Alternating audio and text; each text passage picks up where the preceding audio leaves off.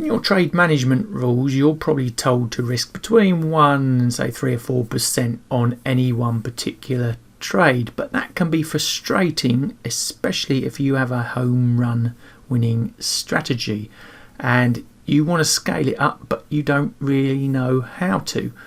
Well, in this video I'm going to show you a method based on quantitative gaming theory founded by someone called Kelly that you can apply to those winning strategies to scale them up.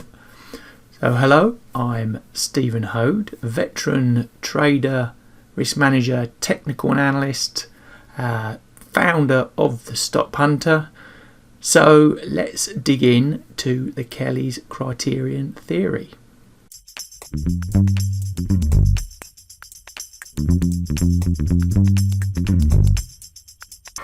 When I started to get a bit more successful as a trader, I was getting a bit frustrated when I was getting home run winning strategies, that I was only risking 1% per trade on because that was the rules in my trading plan. So after years and years of experience and a lot of, I suppose, knowledge around trading and risk management, I looked into some theories of how I could scale up those winning trades and strategies within sort of quantitative bounds. Had some theory behind it, and I stumbled across something called the Kellys Criterion, and this is a quantitative way of working out how you should apply, in terms of your funds to any position or strategy, or how many trades you could potentially have on at any one time.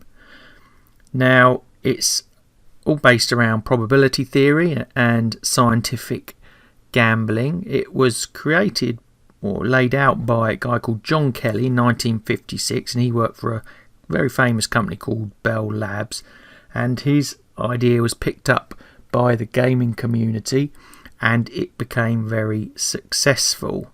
And it really is a very simple maths based formula devised to create higher long-term gains, and it's a fractional money betting system, and it is very, very effective. It's now mainstream financial theory, and it's even used by the famous Warren Buffett, but it's still not that well known, and it can be easily applied to your trading. And the theory is very simple, and really all you need to know is two variables from your trading results. So we're going to look into that today, how you can take that theory and apply it to your trading. But first, really, a risk warning.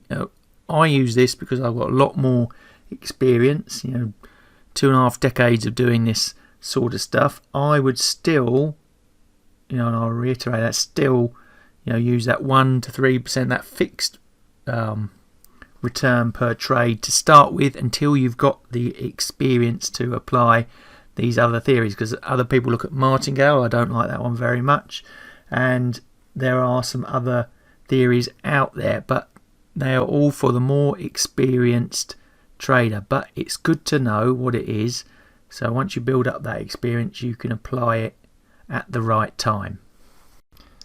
So let's dig in now to the Kellys Criterion theory, and I'm going to do that by showing you some simple examples first so you can cement the idea in your head. Now on to the magic Kellys formula. Now how do we measure that? Well, it's all about expectancy, and that expectancy is the probability of a win times the average win minus the probability of a loss times the average loss. That's essentially what Kellys is all about, and it's about expectancy, and the formula is very simple. It's W, the historical win percentage, minus, and open the brackets, 1 minus the historical win percentage again, divided by the average win-loss ratio. That's it, and it's very simple. So all you need to know is your longer term historical win percentage and your average win-loss ratio. And if you've got those numbers, which you should have because you've been keeping detailed records of your trading, then you're ready to go to plug them in to the Kellys Criterion to see what numbers you get out. Going back to expectancy, I hope it's pretty obvious that you're going to need a positive expectancy, i.e. a positive edge, or trading using the Kellys criterion, or actually trading full stop, is pointless, and the Kelly's criterion can produce a negative number, which is basically telling you not to trade. So when you're using this, you must have a positive expectancy. So you're now shouting at me in the video saying, well, Stephen, I don't have that amount of data, I've just been trading off the cuff. I know what it is sort of in my head, but I haven't got it written down. Well, two things. One, you should have it written down and you should know what your returns are, but I accept that you don't maybe have that information, so or you haven't back tested something in vast detail over many years to get hundreds and hundreds of trade history. You might just have a couple of hundred or 50 or whatever. You need a starting point basically, and I would do that by just saying you've got, give yourself a slight edge, either on the risk return, the win percentage. So you could maybe start with 50-50 basis with the risk return of maybe a few points in your favour. Give yourself an edge, and then over time, as you build out a history and you keep a history, you can adjust the Kelly's criterion number on the fly. So in our first example, I'm showing you how simple it is. You've got a track record, you know that you win 60% of your trades, and your average risk return is a 1.5% gain to a 1% loss. That's the ratio part. So basically for every £1 or $1 you're risking, you're making £1.50 or $1.50. You plug those numbers into the formula and you come out with 33.3%. So that 33.3% means that you should be risking that percentage of your funds on that strategy, because that is the expectation of the results that you're producing. So you scale it up to that size. On the flip side, we've got this as our second example. I win 40% of my trades, but I make $1.20 to every dollar risked. I put those numbers in, I actually come out with a negative expectancy of minus 10%. That's saying don't trade, forget that strategy, it doesn't work. So actually the Kelly's criterion, after doing a back test, is quite a useful indicator to show you whether a strategy is actually even working or not. And then if it is working, you can use that Kelly's criteria to get an optimal trade size. So two more examples to finish off.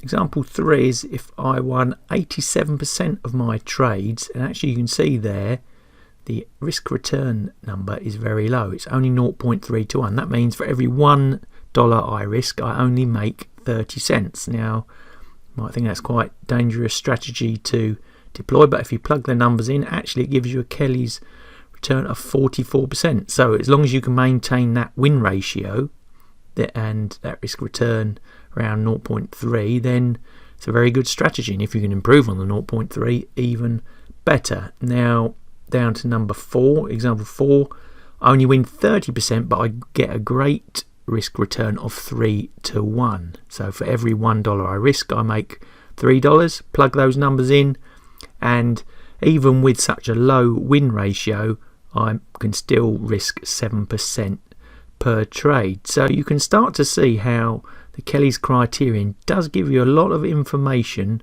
about your trading and how much you should risk on any trade or strategy. So it's a very, very useful tool to have, but it does lead to some questions. So when you see, for example, I can risk 44% on any trade, then I can tell you psychologically you're going to have a hard time trying to deploy 44% of your cash on any one trade. So what a lot of people do is take a fraction of the 44%. They might say, well, if my ratio is 44%, then I'm going to take, I don't know, a quarter of that, or whatever theory they lay out in their trading plan. What I do is that, say if I started with a trading pot of £10,000 dollars, I would say I'm going to allocate that strategy $1,000, and I would use the Kelly's criterion on that. And if I have multiple trades inside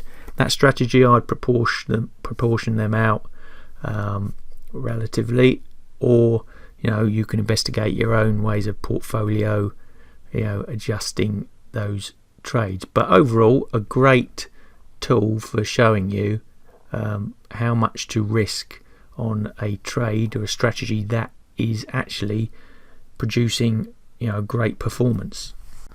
So using this in your trading, then it's all about keeping stats and data of your trading. You pull those out, you create the formula, and you plug them in. Put them into a Excel spreadsheet and keep the results updated. It could be part of your trading plan to do that weekly, monthly, whatever, and adjust the Kellys Criterion number around a process that you devise. But again, remember to be consistent and disciplined in that approach.